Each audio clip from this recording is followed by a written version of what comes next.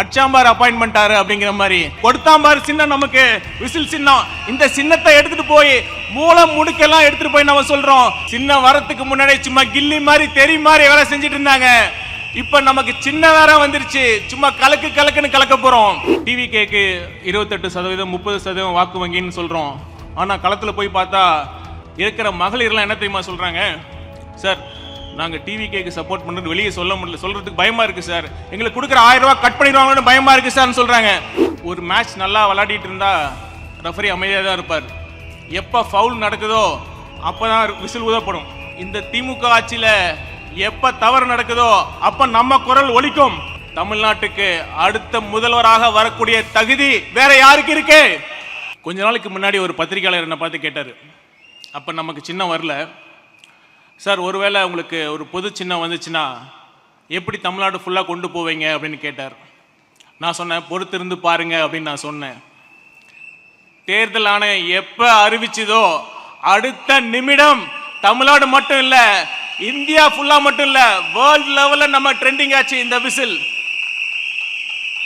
அதுதான் நம் வெற்றி தலைவர். இன்றைய தேதியில தமிழ்நாட்டில் அவரை விட ஆளுமை மிக்க தலைவர் வேறு யார் இருக்கா? அது மட்டுமல்ல, தமிழ்நாட்டுக்கு அடுத்த முதல்வராக வரக்கூடிய தகுதி வேற யாருக்கு இருக்கு?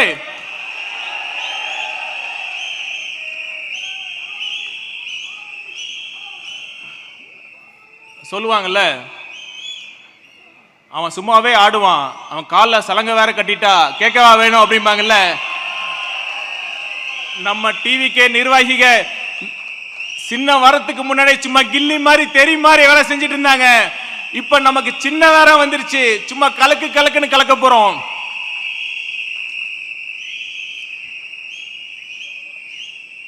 உண்மையிலுமே நம்ம நிர்வாகிகள் களத்தில் ரொம்ப சிறப்பாக பணியாற்றிட்டு இருக்காங்க. நான் அது சும்மா சொல்லல, நான் நேராக களத்தில் இருந்தா வரேன்.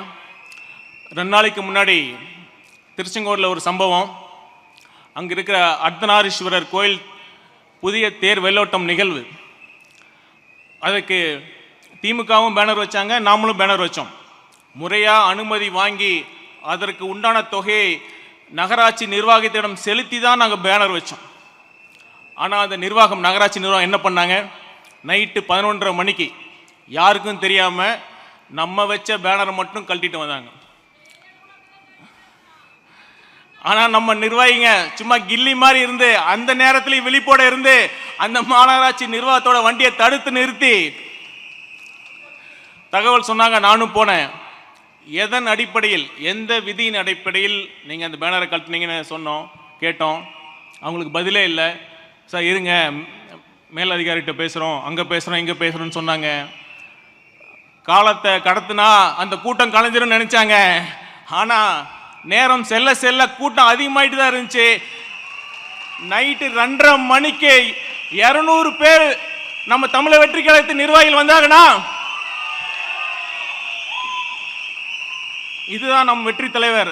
இது அன்பால சேர்ந்த நிர்வாகிகள். இங்க யாரும் காசு கொடுத்து வரல, அன்பால மட்டும்தான் வந்திருக்காங்க.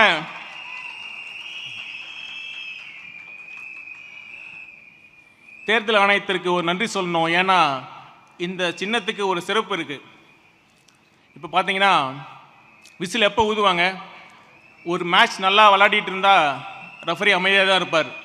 எப்போ ஃபவுல் நடக்குதோ அப்போதான் விசில் ஊதப்படும்.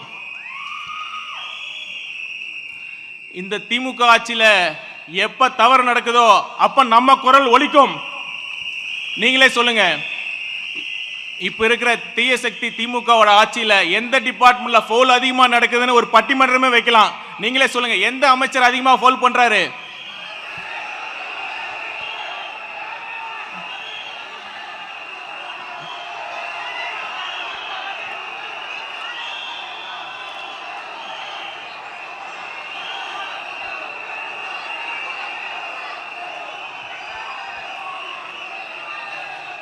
அதெல்லாம் கூட சின்ன ஃபோல் தான். ஆனா பெரிய ஃபோல் யார் தெரியுமா பண்றாரு? அந்த பெருமை நம்ம சிஎம் சாருக்கு தான் போவோம். ஏன்னா ஆட்சியோட முதன்மை பணியே மக்கள் பாதுகாப்பை உறுதி செய்யறது தான், சட்டம் ஒழுங்கை பாதுகாக்கிறது தான். ஆனா இன்னைக்கு தமிழ்நாட்டை சட்டம் ஒழுங்கு எப்படி இருக்கு? எத்தனை கொலைகள், எத்தனை பாலியல் வன்கொடுமைகள், பெண்களுக்கு பாதுகாப்பே இல்லாத சூழல் தான் இருக்கு. இதுக்கு அடிப்படையான போதை கலாச்சாரமும் சட்டம் ஒழுங்குல தான் வருது. ஆனா நம்ம சிஎம் சார் அமைச்சரவையில் இருக்கிற ஒரு சுகாதாரத்துறை அமைச்சர் சொல்றாரு, தமிழ்நாட்டில் கஞ்சாவே இல்லையாம். அந்த அளவுக்கு ஒரு அமைச்சர் இருக்கார். இல்ல, நானும் ஒரு நிர்வாகத்தில் இருந்தவன் தான், அந்த முறையில் சொல்றேன். எந்த ஒரு ஆட்சியிலும் சில தவறுகள், சில குற்றங்கள் நடக்கலாம். ஆனா ஆட்சி நிர்வாகம் அவங்களுடைய வேலையை கரெக்டாக பண்ணாங்களாக தான் கேள்வி. இப்போ ஒரு சிஎம், அவர் தான் காவல் மந்திரியா இருக்காரு, இது வரைக்கும் ஏன் ரெகுலர் டிஜிபி அப்பாயிண்ட் பண்ணல? இதே மேடையில் மனம் வருந்தி ஆதங்கத்தோட நாம பதிவு பண்ணோம், மற்ற எதிர்கட்சிகளும் பதிவு பண்ணியிருக்கோம். ஆனால் இது வரைக்கும் சிஎம் சார் அசரவே இல்லை. வேற என்னதான் பண்றது?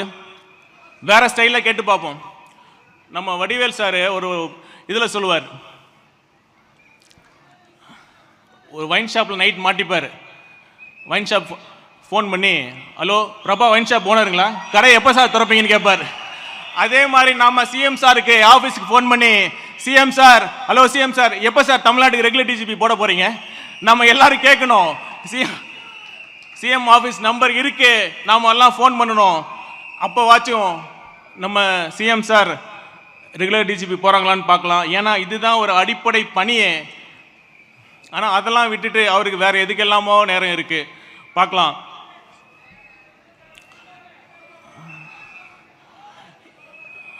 இன்னொரு விஷயம், நான் களத்தில் பார்க்குற இன்னொரு விஷயம் இந்த நேரத்தில் நான் பதிவு பண்ண விரும்புகிறேன். டிவிகேக்கு 28%, 30% வாக்கு வங்கின்னு சொல்கிறோம். ஆனால் களத்தில் போய் பார்த்தா ஒரு ரொம்ப ரொம்ப ஆச்சரியமான உண்மை என்னென்னா, இருக்கிற மகளிர்லாம் என்ன தெரியுமா சொல்கிறாங்க? சார், நாங்கள் டிவிகேக்கு சப்போர்ட் பண்ணுறது வெளியே சொல்ல முடியல, சொல்கிறதுக்கு பயமாக இருக்குது சார், எங்களுக்கு கொடுக்குற 1000 ரூபா கட் பண்ணிடுவாங்கன்னு பயமாக இருக்குது சார்னு சொல்கிறாங்க.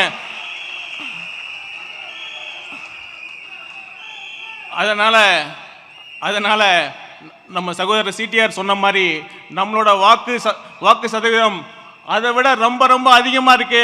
தேர்தலில் பார்ப்பீங்க, தமிழக வெற்றி கழகத்தின் உண்மையான ஆதரவு எவ்வளவு இருக்கு நீங்க தமிழக தேர்தலில் நடக்கிறப்ப உங்களுக்கு நல்லா தெரியும்.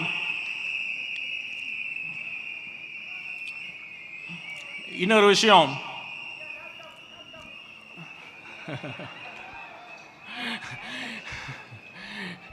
விஷயம், இப்போ என்னன்னா, இப்போ தேர்தல் வந்துட்டு இருக்கு.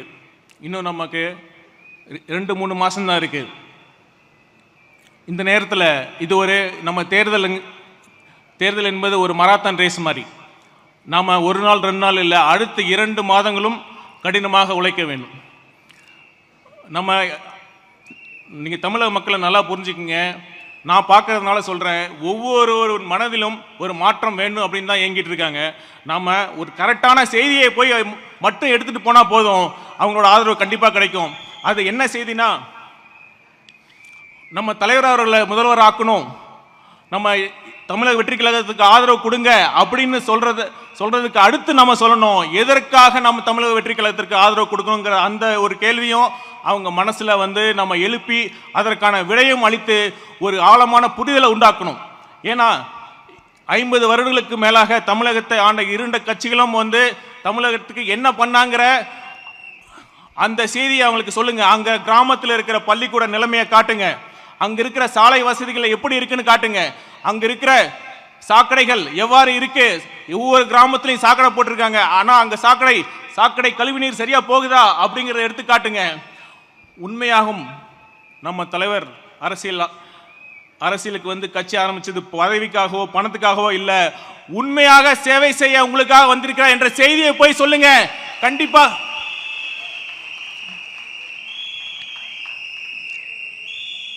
டெல்லியில ஆம் ஆத்மி கட்சி அறுதி பெரும்பான்மை பெற்று ஆட்சி அமைச்சாங்க. தமிழக மக்களுக்கு டெல்லி மக்களோட அரசியல் அறிவு கம்மியா, அரசியல் முதிர்ச்சி கம்மியா? பகுத்தறிவு பிறந்த ஊர் இது.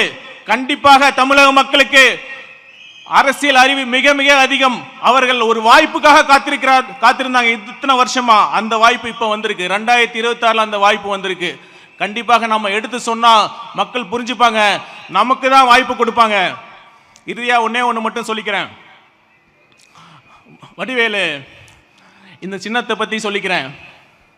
வடிவேல் சொல்லுவார்ல, அச்சாம்பார் அப்பாயின்மெண்டாரு அப்படிங்கிற மாதிரி, அது மாதிரி கொடுத்தாம்பார் சின்னம் நமக்கு விசில் சின்னம். இந்த சின்னத்தை எடுத்துட்டு போய் மூலம் முடுக்கெல்லாம் எடுத்துட்டு போய் நம்ம சொல்றோம், கண்டிப்பாக வெற்றி நிச்சயம். நன்றி, வணக்கம்.